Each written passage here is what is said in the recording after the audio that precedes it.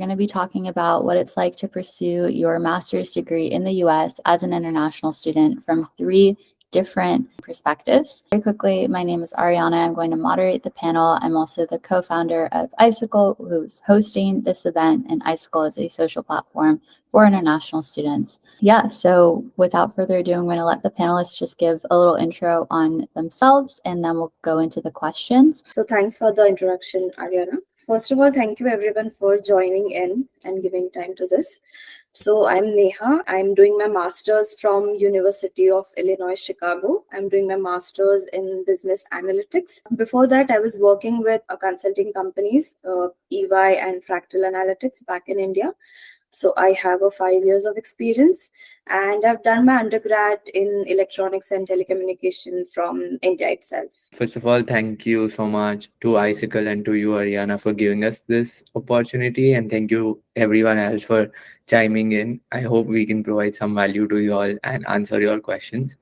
So, to introduce myself, my name is Karan. I am originally from Mumbai, India. I completed my undergrad back in India as well in information technology, which is pretty close to computer science. And now I'm here at Duke University in Durham, North Carolina, for my master's in engineering management.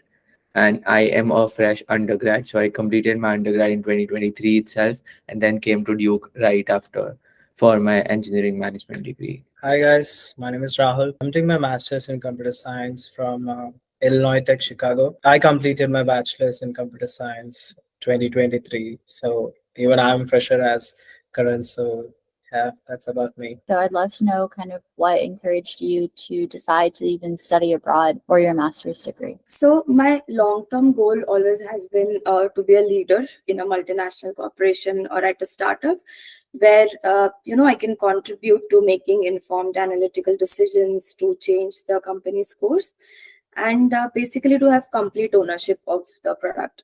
So while working in the industry for 5 years, I observed that consulting companies now consist of management experts and leaders in data analysis, to which I have realized I need to advance in the analytics field by gaining comprehensive knowledge of tools or mechanisms like predictive analytics, forecasting techniques, or marketing analytics. So I decided to go ahead with masters, and I basically researched which university offers these courses, which are very similar to my interests, and that is how I went ahead with the master's decision to pursue it. Pursuing my master's abroad was something that I wanted to do from a very long time. It's just that I did not know what I'll be majoring in.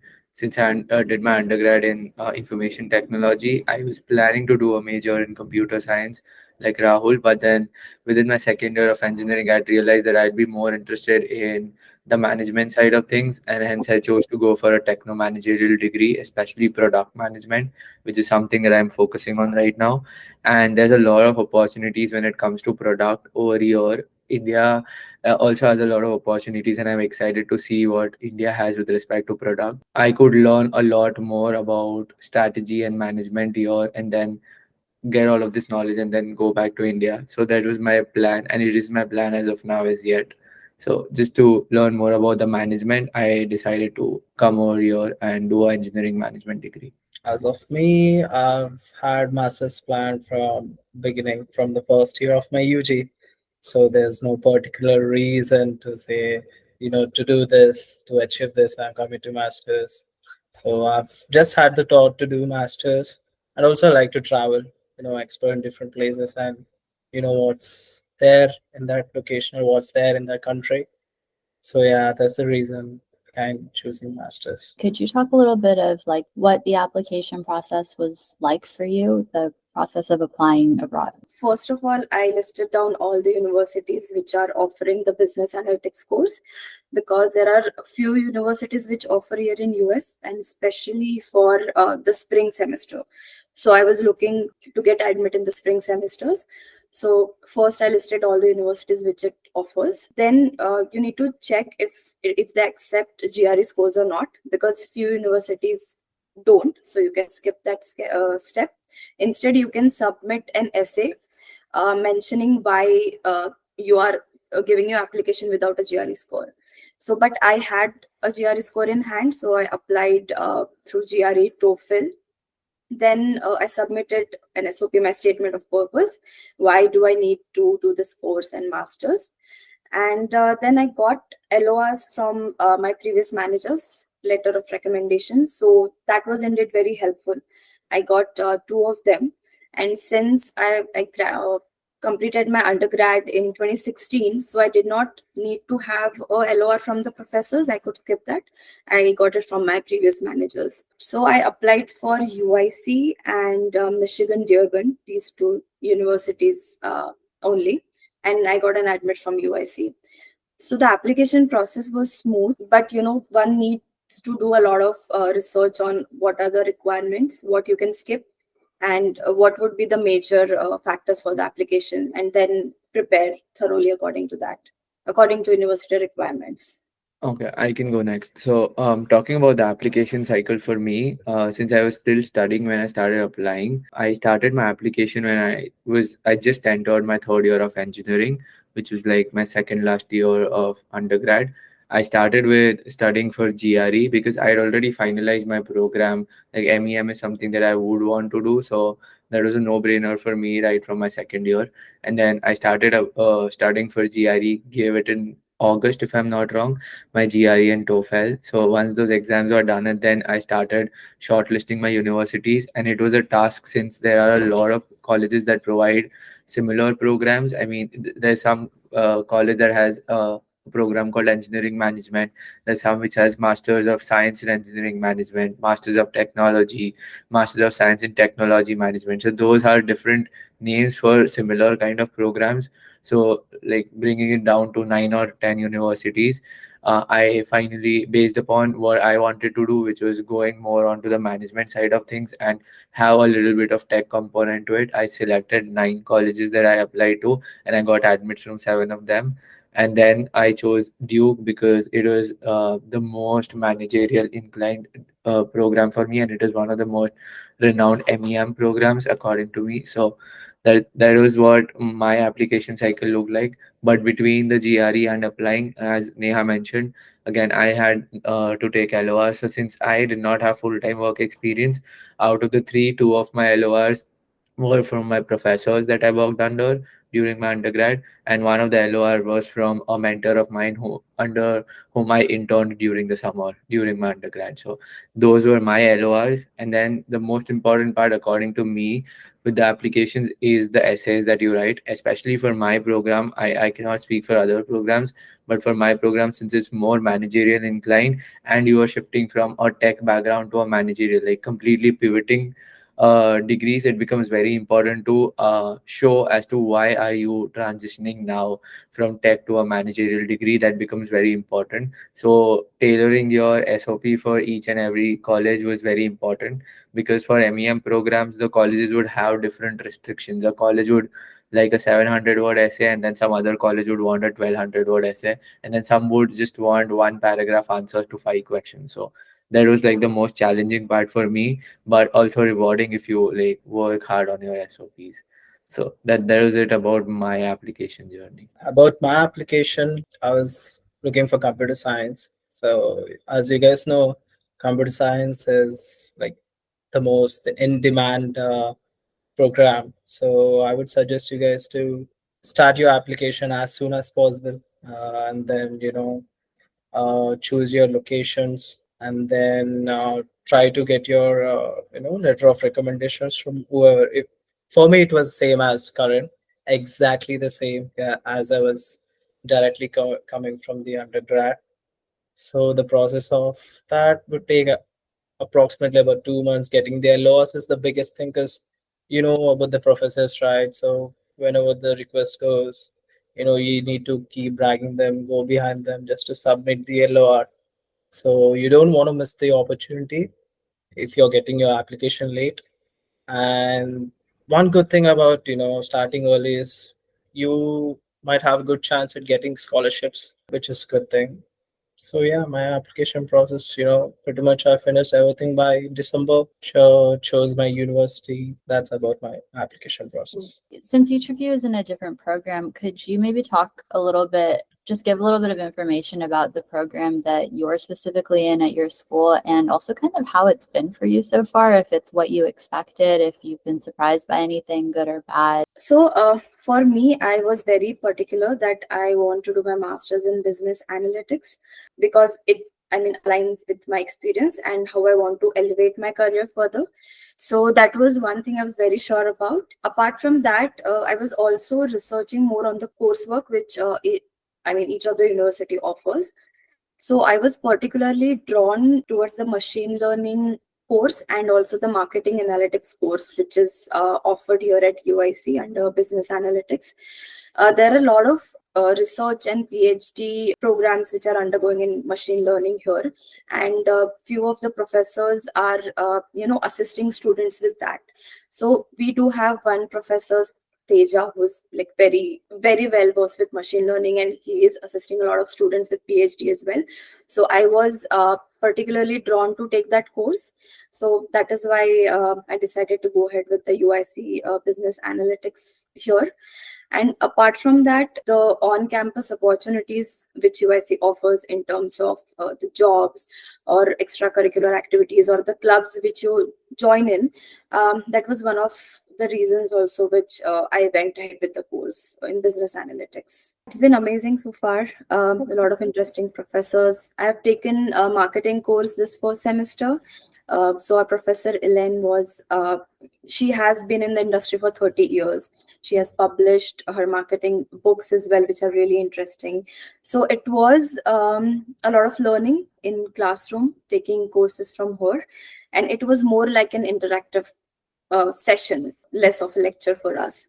And apart from that, the stats course was also interesting since I was eager to learn statistics more with this master's program. So that was one great learning. So, talking about a little bit specifically about my program. So, as I mentioned, engineering management is like an interdisciplinary major where you do not have to come from a specific background. You should be an engineer undergrad. You should do have an engineering degree. That's the only prerequisite.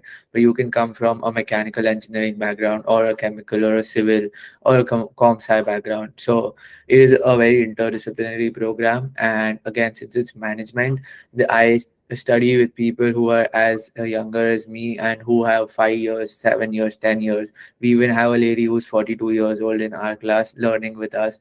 There's folks who are 30, 34. So we get to learn a lot from them since they have a lot more experience. Even though not in the management field, they have a lot more corporate experience, which makes it much better for me.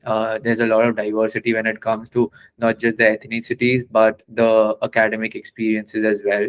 You get to work with people who are the same age as you and the people who are much more older, learn from their experiences. And talking specifically about like the electives that we have, so since Duke's MEM program is more inclined towards management, we have more courses like marketing, management, strategy, product management, finance, managing and developing new products altogether. Then if you want to go into like the supply chain domain, there's an entire different track for supply chain. If you want to still stay connected to track, you can also take business analytics course. So there's a lot of options and you can tailor your path with the MEM program. You're at Duke, and similarly for all of the other colleges, the program is much more flexible, which is why a lot of people who are not really sure if they want to go into the same domain as their undergrad usually end up choosing these techno managerial majors because there's a lot of electives that you can choose from. And talking about how it's been so far for me, so it has been very great run for me from the last August up until now. I secured an on-campus job in my first semester itself because Duke has a lot of on-campus opportunities. And then I was also a TA in the second semester for a subject that I had taken in the first. And now, luckily, after a lot of struggle, I do have a summer internship for this summer. So it's been a great ride for me as of now. And I hope to get a full-time offer by the time I graduate in December. Coming to computer science program, it has two different kinds masters of computer science. It's one with a thesis and non-thesis. Thesis is where you do a research under a professor and then you work on it.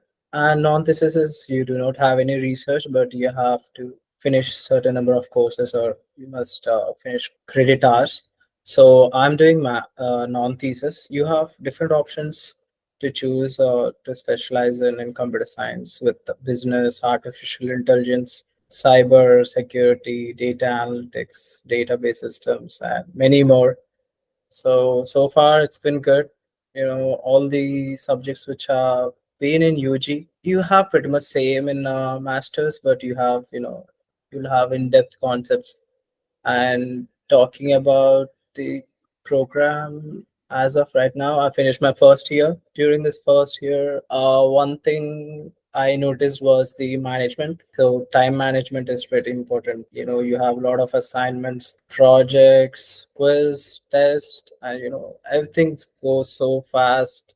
You won't even have time to to assess yourself, and then so you have to be right at every moment when you're doing masters in computer science. Not only in computer science, basically when you're doing masters. From your personal experience, do you have any tips for students when it comes to picking a university and a program that will be a good fit for them? So, I think to start with, look for the universities which offer variety of on-campus jobs, because it's really important to have something in hand when you are studying. It kind of manages your expenses, monthly expenses, and if you are lucky, then you might get fee waiver as well.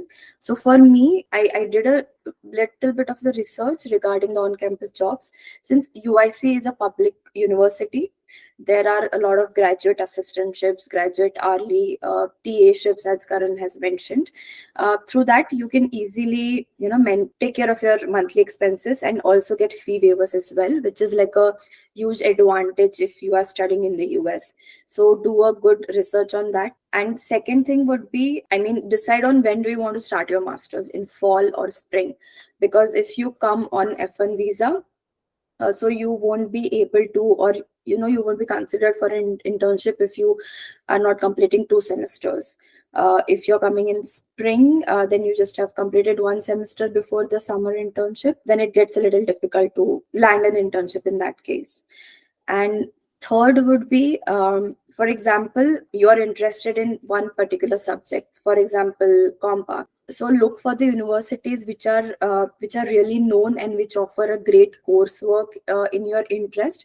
So for example, in Compark, I know that NCSU offers a really great course of Compark, where the industry experts come in and teach students. And if you have Compark subject in your coursework, then you won't have a problem in getting a job in the hardware industry as such.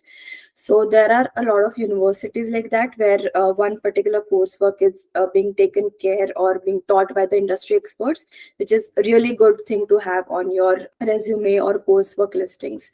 So look for such things as well. Apart from that, I would say location also plays, according to me, a small role in that. For example, your hourly wages will be more if you are in the city. I'm not sure if I'm correct on this or not, but that's what I've observed.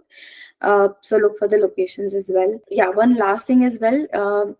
First of all, congratulations to Karan, you got an internship in this scenario. But also look for universities which have partnerships with the companies, which have labs with the companies. For example, I could not go through, to get an internship, but I got a on-campus graduate hourly job, which is with the Innovation Center of UIC, and I'm working with the Caterpillar company directly.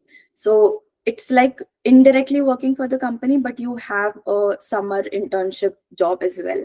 So look for that aspects as well, if the universities have tie-ups or innovation centers for students. So it helps in long term as well. Firstly, talking about the program, I feel the most important thing that you need to decide if you're coming over here is selecting what program you want to go to. I've seen people going for programs that are more popular, but then they end up not liking that program. So, selecting your program is something that is like one of the most important things, according to me. And then when once you're done picking your program, then picking a university is a task, but like there's no one perfect university for everyone. For example, I also applied to universities like Cornell or Dartmouth. There are friends of mine who went to Cornell and did not come to Duke, and there's friends of me and including myself who went to Duke and did not choose all of the other colleges like Cornell or USC, etc. Because everyone has a very different opinion. So don't just go based on the rankings, and because rankings are very subjective, they are not for a specific program, they are for an entire school. For example, the ranking are for the engineering school or the business school. Now, business school may have one program which is much better, and your program, even though the college is highly ranked, your program might not be like one of the best over there. And you might go to some other colleges that is low in terms of the rank than college A, but they might have a better program, the program that you want to do. So don't just blindly follow the rankings and instead see the electives, talk to a lot of people. That is something that worked for me. I made it a rule to talk to at least 5 people from every college that I am applying to, every MEM program, and get to know more about how the situation over in the colleges, like what are the minimum wages when it comes to on-campus jobs, whether are there any on-campus jobs available, are students from a specific college getting internships, does the career service usually help you to get internships, do you have some sort of tie-ups as Neha mentioned with some other companies out there, or is there like a co-op that is available? So asking all of those questions makes it much more easier for you to finalize your university. And it is again very subjective, as I mentioned, so don't just do what your friends are doing. If your friend is going to college A, don't just end up going over there because he or she is going there, because I've seen a lot of people do that and then regret it later. So just select what works out best for you, even though it is something that not a lot of people advise. So yeah, those are my 2 cents on picking the best college and the university. To choose the best university, I would say before choosing your university, as everyone says, connections are the most important thing in United States. So you connect with the people, or try to contact your your seniors or relatives or your friends who are close to that university or studying in that university. Ask them about your program, inquire about them, and then you get the details of them. Oh, that's how I did. My relatives and my friends, or my seniors were here. They got to know about the university, the type of resources they provide. In my university, there's a program each semester where we are connected to the alumni of that university, and they will be your mentor for the whole semester, which is a good thing because you get to share knowledge with them and they share the knowledge, and that's the way of connecting. So you connect with them and then connect to their friends. So no, that's how you grow your tree. So I would say look for those types of resources which your universities are providing. The programs are always going to be good, but so yeah, that's how. How has it been for you guys to adapt socially to the US? All of you have done your undergrad in a different country and now come here for your master's. So, for me, I would say if I compare it with my undergrad, I'll first talk about the university. The kind of quizzes or assignments or all the labs which you have is quite comprehensive. It's lot based on practical knowledge. I mean, whatever we are get learning into the class is what I'm applying into my assignment or my presentation for that class itself.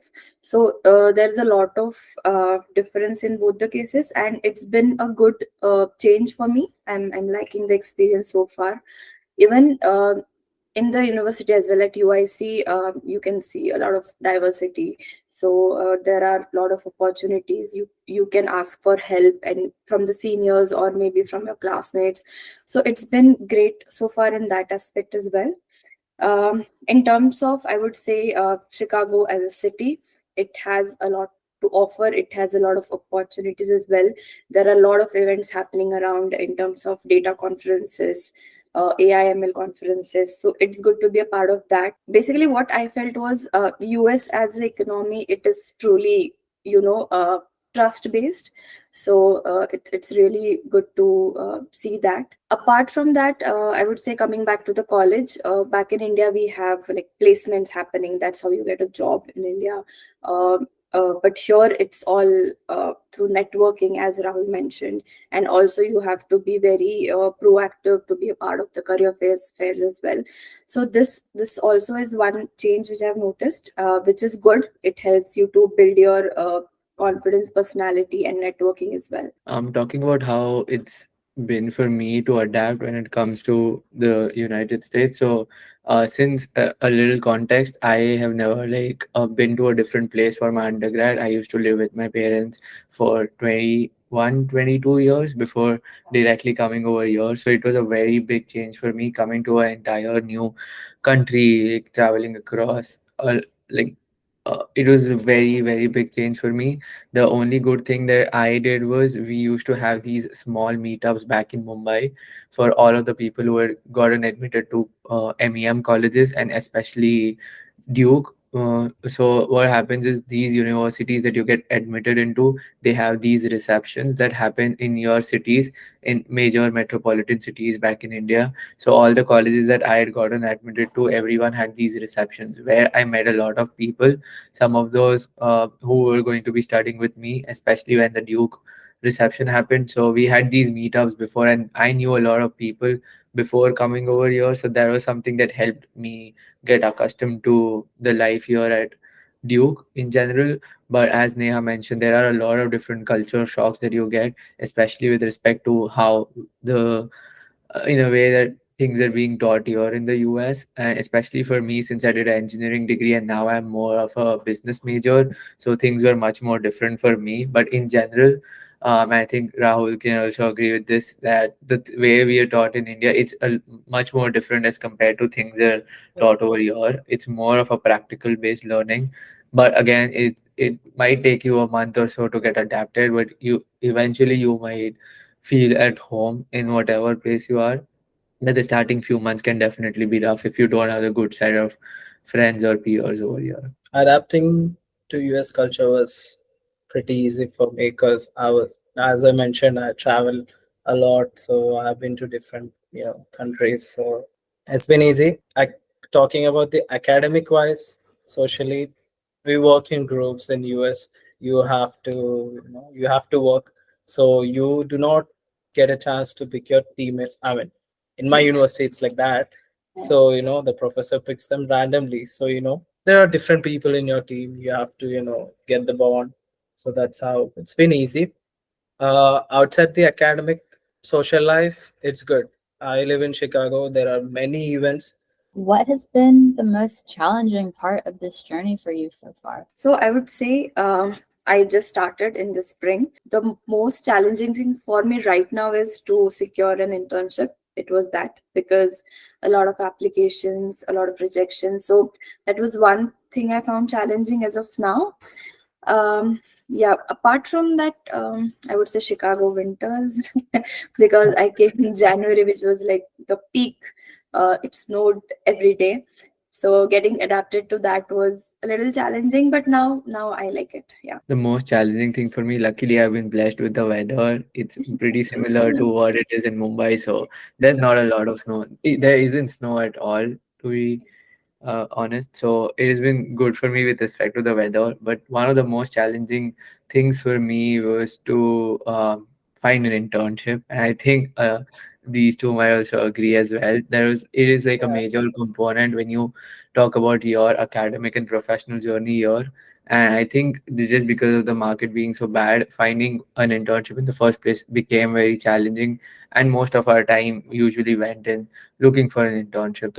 So that entire process was more challenging, but at the end, it's been rewarding for me, since I have one right now. But the only takeaway from this, after all of the hardships that everyone's been through, the most challenging thing, not just finding an internship, but like attaching our self worth with getting an internship or not. That is something that was like the biggest lesson for me. Even after getting the internship, I believe that the amount of stress that I and a lot of other people have put into after getting the internship, it is not a very big thing in the long run, is what I feel. So not attaching your self-worth to things like getting an internship or getting a job right out of college or having an internship in the summer, was very challenging for me. But I realized that lately, and I hope not to get too stressed when looking for a full-time role and just go with the flow. For me, the most challenging part was keeping up with the studies, and then, at the same time, you have been applying to the internships, you're not receiving calls.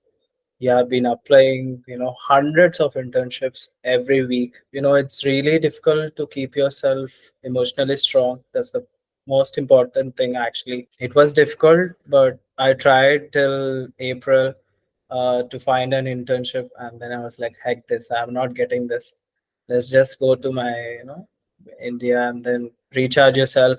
3 months, you have 3 months of summer period.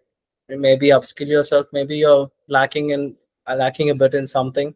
So, yeah, I'm trying to do that thing right now. Do you have any last pieces of advice you want to give to someone who's listening if they're considering coming abroad for their master's, specifically coming to the US for their master's? Any advice that you want to leave them with? Sure. So going back to our previous suggestions and conversation, the first thing is do thorough research of your coursework, what you're interested in what you really would like to pursue in your career. Do thorough research of that. And as Karan suggested, it's not like the ranking is for the complete university as a whole. Look for your coursework particularly, see where it is most sought after. So that would really help. And I know like most of us would want to immediately come for masters. That's a good thing as well. But at least for 6 months maybe, uh, do some internship or some freelancing work before coming here, in the time period if you have some spare time that you can do. Third is again, complete research of the on-campus jobs, TA, GA, GH ships. What is the university offering? Because at times the university might be good, but if you don't get something on campus, then it gets a little difficult, at least according to my opinion. So do complete research of the on-campus jobs. And again, if you are planning to come, if there are no other issues, then plan for a fall semester itself. And as soon as you start your masters in the fall, do look for internships right from then and there, because right now I can see Microsoft, Google, and other esteemed companies, they have started looking for summer interns for 2025 already. So as soon as you join, start your applications. At least look for the internship descriptions. What do they look for in the candidates? Upskill yourself till maybe September or October, and then apply, and provide them a thorough list of your courses which you will be completing before the summer internship in fall and spring. That way, the company is confident enough that you will be offering some valuable experience for the company as well. Neha's covered a lot of the academic things that I wanted to talk about, like all of the things that I could say. The most important being start early. There's like you can never be very early for anything when it comes to any opportunity over here. She already talked about how some good companies already started recruiting for next year, even before the students have actually come here. Students usually come in August and then they have their internships next June, but companies already started recruiting. So be very proactive is what I would advise as well. And the most important thing for me, or the advice that I was given, was to network very well. I usually am very active on LinkedIn, and that has been very, very helpful for me. Ariana reached out to me for this webinar after I made a post about helping students. So this wouldn't have been possible if I wouldn't have networked well with a lot of people or connected with them. So network with people, get to know more about their stories. Don't expect anything. Don't just send a request to someone expecting that you might get an internship. Have built that meaningful connection with them, and you might never know where you might be able to provide some value to them, and they might be able to help you out somewhere in the future. So be very proactive, connect with a lot of people, learn about their stories, and hopefully it will lead to something more beautiful later. One more point actually before we move to Rahul. So while you have entered the college or on campus, try to be a part of clubs or do some extracurricular activities. For example, when I started in January this year, I got to know about a business analytics organization which works within UIC. So I was part of it, and from next semester, I'm one of the members of the club. So it really helps to network as well, as Karan said, and it's good to organize events or to be proactive in college. So don't shy away from being a member of the clubs. It really does help in your visibility and networking as well. So coming to me, if you guys are planning to do masters in US, I would say as of now the market in USA is pretty harsh. So you should not do hard work, but you have to do extra hard work because everyone is competing for the same internship or same job which you're applying. That's the one thing. And the other thing is you have to be financially stable. Even the on campus jobs are, it's not that easy to crack because many students are enrolling to masters in USA. I see a lot of students coming to USA from past 2 years, maybe after COVID. So yeah, that would be my suggestion.